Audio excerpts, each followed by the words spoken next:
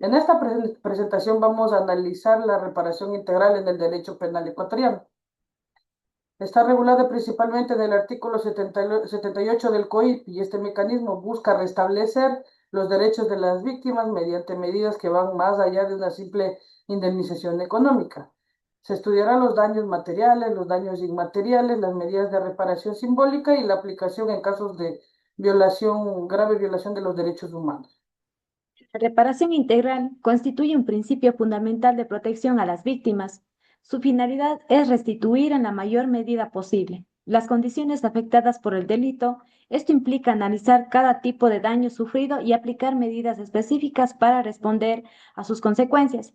Por ello, la reparación integral combina mecanismos económicos, psicológicos, sociales, simbólicos e institucionales, garantizando una respuesta más completa y judicial. Afecta directamente al patrimonio de la víctima. Se refiere a pérdidas económicas, destrucción de bienes, gastos médicos, pérdida de ingresos o cualquier afectación que pueda cuantificarse económicamente.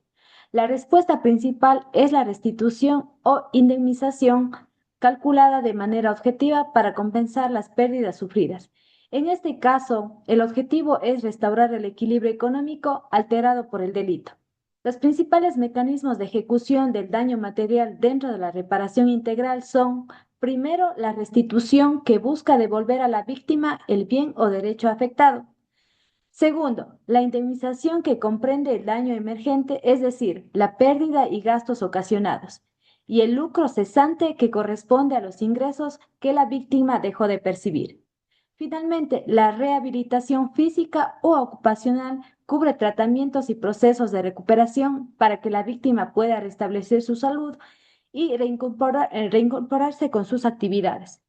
En conjunto, estos mecanismos buscan reparar de manera efectiva la consecuencia material del delito. A diferencia del daño material, el daño inmaterial afecta aspectos que no pueden medirse en dinero. Incluye el sufrimiento emocional, el daño psicológico, la afectación a la dignidad, la honra, la reputación y el proyecto de vida de la víctima. Aunque resulte imposible devolver exactamente lo perdido, el Estado puede establecer medidas de compensación, atención psicológica, rehabilitación y otras acciones orientadas a reducir el impacto de estas afectaciones.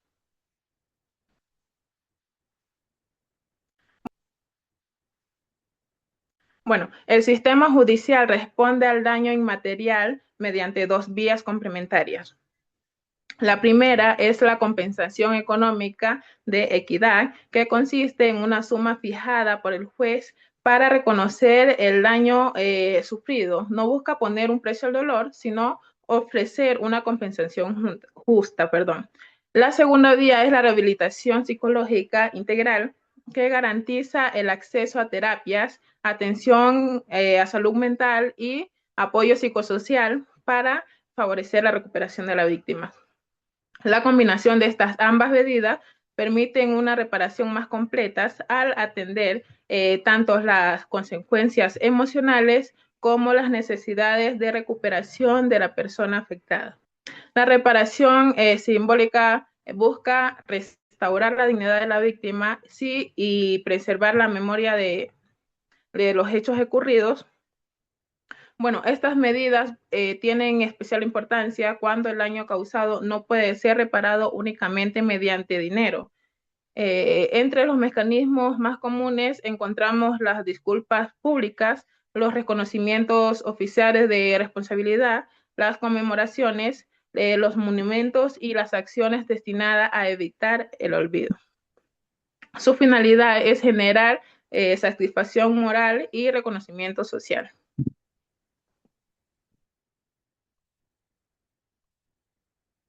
Las medidas simbólicas buscan reparar aspectos que el dinero no puede restituir, como la dignidad, el honor y la memoria de la víctima. Entre ellas destacan las disculpas públicas, mediante las cuales el responsable reconoce el daño causado y pide perdón de manera oficial. También encontramos las medidas de memoria histórica que preservan el recuerdo de los hechos a través de monumentos, actos conmemorativos o espacios de memoria. Finalmente, la difusión de la verdad consiste en hacer pública la sentencia y los hechos comprobados, contribuyendo al reconocimiento de la víctima y fortaleciendo las medidas que restauran la dignidad y promueven la reparación integral. La matriz mostrada resume las principales diferencias entre el daño material, el daño inmaterial y la reparación simbólica dentro de la reparación integral. El daño material afecta el patrimonio y puede cuantificarse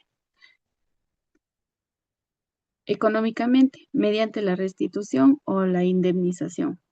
En cambio, el daño inmaterial compromete la dignidad, la integridad y el proyecto de vida de la víctima, por lo que requiere medidas como la compensación en equidad y la atención psicológica. Finalmente, la reparación simbólica busca restaurar el honor y la memoria mediante disculpas públicas, actos de reconocimiento y las garantías de no repetición. En conjunto, estas tres dimensiones permiten una respuesta integral orientada a restablecer los derechos de las víctimas. Cuando el responsable de la vulneración es el propio Estado, la reparación adquiere una dimensión diferente. Las violaciones de derechos humanos suelen involucrar patrones estructurales de discriminación, abuso o negligencia institucional. En estos casos, la reparación no solo beneficia a una víctima individual, sino que busca corregir las causas que permitieron esta violación. Por ello, se aplican estándares desarrollados por el Sistema Interamericano de Derechos Humanos y la Corte Interamericana. Tradicionalmente, la reparación buscaba devolver a la víctima a la situación anterior al daño. Sin embargo, en casos de violencia de género o discriminación estructural, esa situación previa ya era de vulnerabilidad, por lo que una simple restitución resulta insuficiente. La doctrina del campo algodonero, que nació a raíz del secuestro y brutal asesinato de varias jóvenes, entre ellas 2 menores de edad, en Ciudad Juárez, México, en el año 2001, propone una reparación con efecto transformador, orientada a modificar las causas estructurales que permitieron la violación de derechos. Esto implica fortalecer las instituciones, adoptar políticas públicas y establecer garantías de no repetición. En consecuencia, la reparación integral deja de ser únicamente compensatoria para convertirse en un instrumento de cambio y protección de los derechos humanos. Las garantías de no repetición representan una de las medidas más importantes dentro de la reparación integral. Su propósito es evitar que los hechos vuelvan a ocurrir. Para lograrlo, el Estado debe implementar reformas legales, fortalecer instituciones, capacitar a funcionarios públicos y desarrollar políticas permanentes de protección de los derechos. Estas medidas tienen un alcance colectivo porque buscan proteger no solo a una víctima, sino a toda la sociedad. Esta gráfica sintetiza el concepto de reparación integral como un proceso progresivo de restitución del proyecto de vida de la víctima. Tras el delito se produce una ruptura que afecta la integridad y la calidad de vida. A partir de ese momento intervienen 4 vectores complementarios: el económico mediante la indemnización, el psicofísico a través de la rehabilitación, el moral con las medidas simbólicas y el estructural mediante las garantías de no repetición.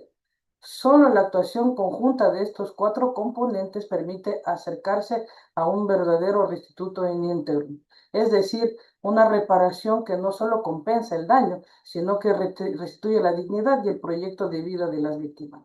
Aunque la Constitución y el COIP reconocen el derecho a la reparación integral, su ejecución enfrenta importantes obstáculos. El proceso ideal contempla restitución, indemnización, rehabilitación, medidas de satisfacción y garantías de no repetición. Sin embargo, en la realidad, la reparación suele depender de la iniciativa de la propia víctima.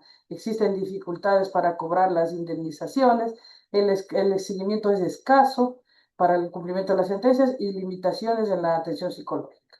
Por eso, el principal desafío no es la falta de normas, sino lograr que la reparación integral se ejecute de forma efectiva y oportuna para todas las víctimas. La reparación integral no busca borrar la historia, sino impedir que la historia se repita o continúe dañando el futuro de la víctima.